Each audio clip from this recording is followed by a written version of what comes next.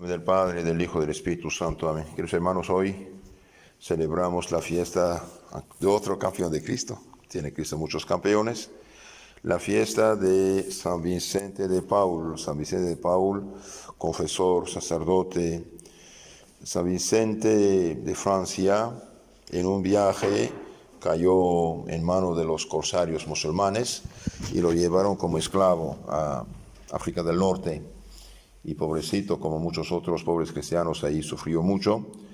Finalmente, la mujer de su amo, de su dueño, cuando lo escuchó cantar esos cánticos de la Virgen, quedó asombrada y reprochó a su esposo, que era un apóstata del cristianismo, cómo había dejado una religión tan bella. Entonces Dios tocó por la palabra de esta mujer, tocó el corazón de este hombre que había dejado la fe cristiana para escapar a las miserias y persecuciones. Entonces los dos se escaparon, Vicente y su amo, llegaron a Francia, y ahí San Vicente de Paul, sacerdote, empezó a hacer realmente maravillas. Fundó la congregación de hijas de la caridad para amparar a los desválidos, a las jóvenes en peligro, locos y los enfermos, y fue proclamado por Papa León XIII como patrono de todas las obras de caridad. Y realmente una caridad universal, una caridad universal. Una vez recogió unos niños abandonados, los recogió, los ayudó, y unas mujeres que lo ayudaban empezaron a murmurar, diciendo, ¿cómo nosotros tenemos otra cosa que hacer que cuidar hijos del pecado? Y bien dijo, si ustedes no me ayudan y yo sigo ayudando a esos niños, no puedo desampararlos.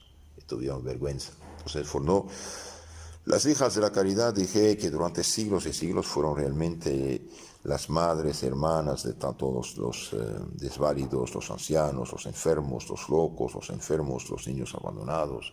Realmente una maravilla, a tal punto que el Papa León XIII los nombró, dije, patrono de todas las obras de caridad de nuestro Señor Jesucristo. También el santo fundó una congregación para misioneros. Cuando vio tanta ignorancia religiosa entre los campesinos, entonces fundó una congregación especial de la misión, se dice, para ir a predicar y confesar.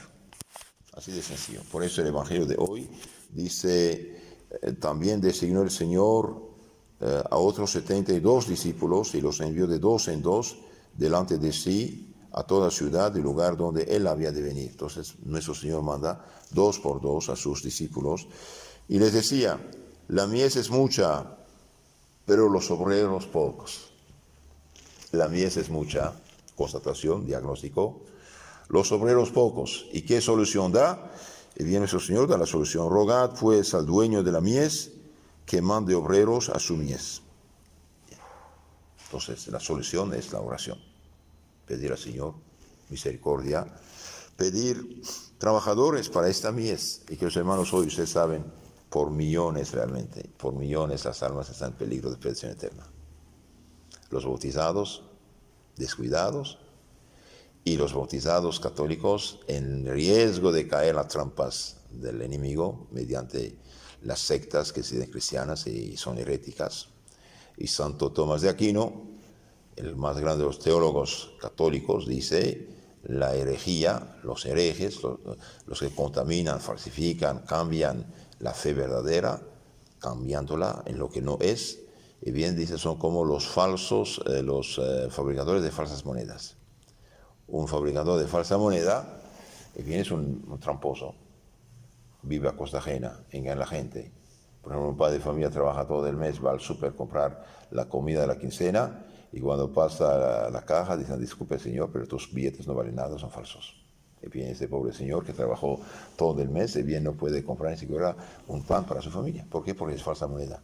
Todos esos falsos profetas, que no son profetas para nada, se dicen, pero no son, que fundan falsas iglesias, engañan a la gente. Y esta pobre gente que gasta tanto sudor de frente, tiempo, dinero, fuerzas para supuestamente evangelizar, y bien, evangelizar es la mentira.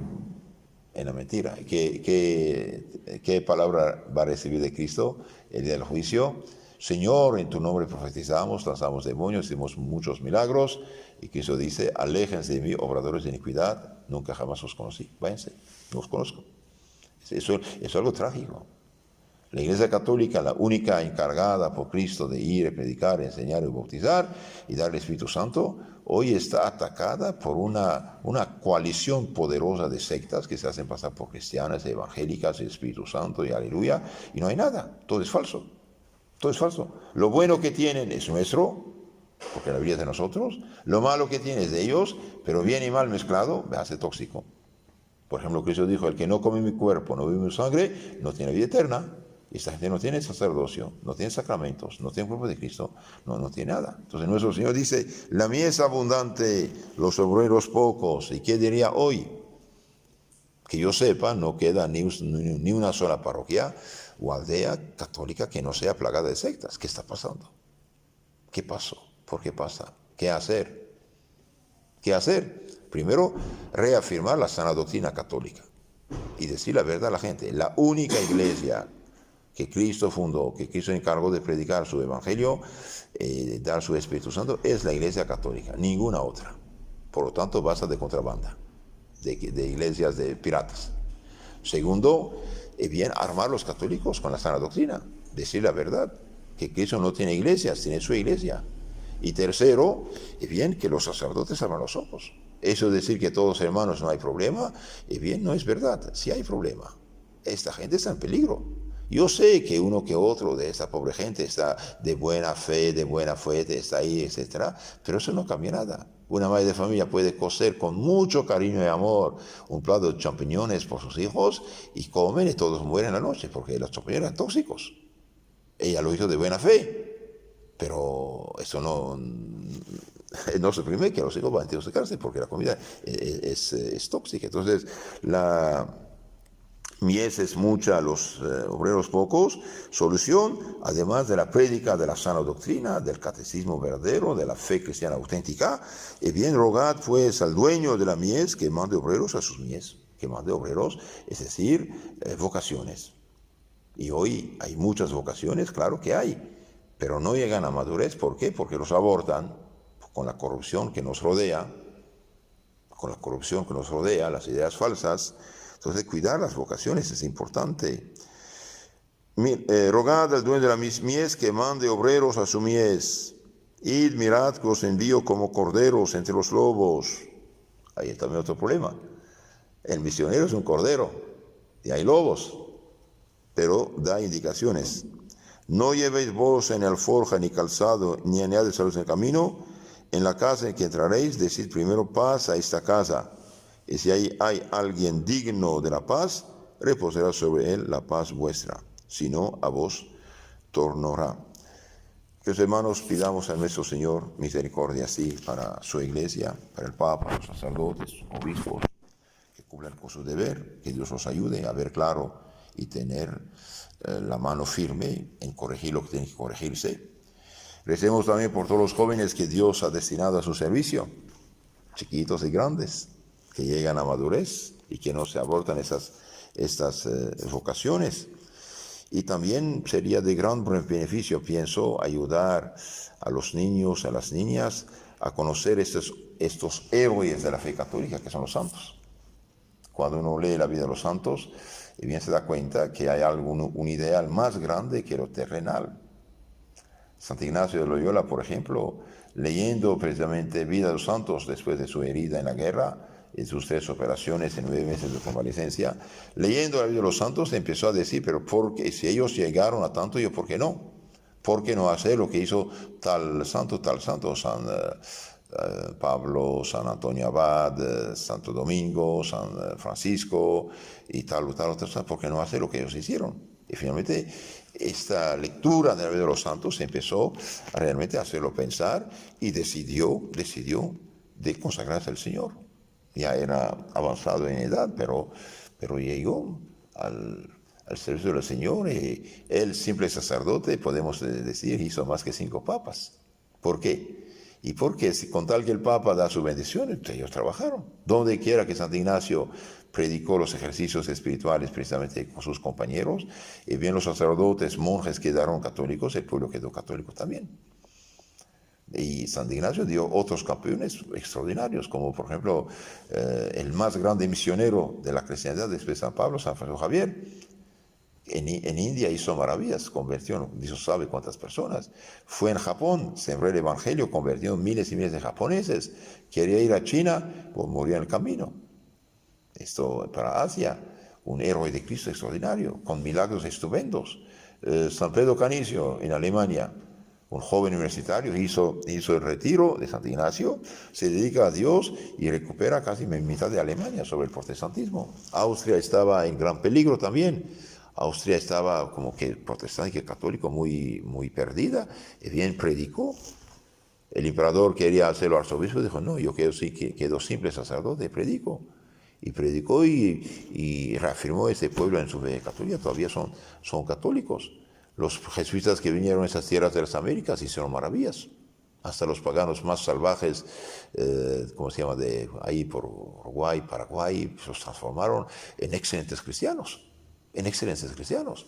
A tal punto que los masones han visto que los mejores sacerdotes de la Iglesia Católica eran los jesuitas. Entonces empezaron a perseguirlos mediante los reyes liberales de su tiempo y después hasta obligar al Papa a prohibir la congregación. Todo esto porque un soldado herido, leyó Vida de Santos. Santo Agustín, antes de su conversión, por leyendo sus lecturas, lo centraron en lo correcto y después causaron su conversión.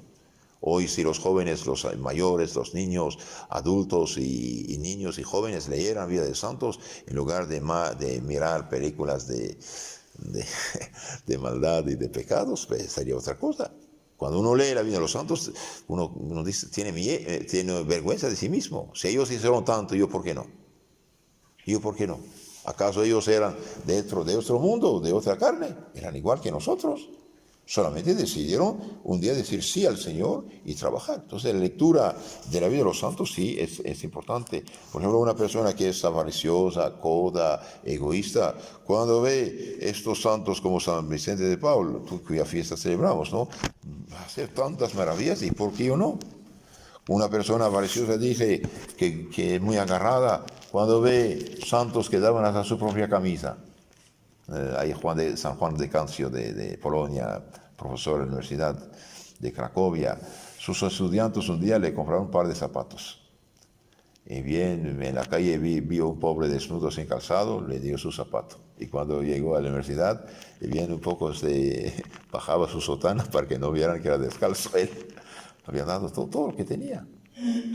Todo lo que tenía. Santo Cura de Ars no tenía ni una camisa para cambiarse, porque daba todos los hombres.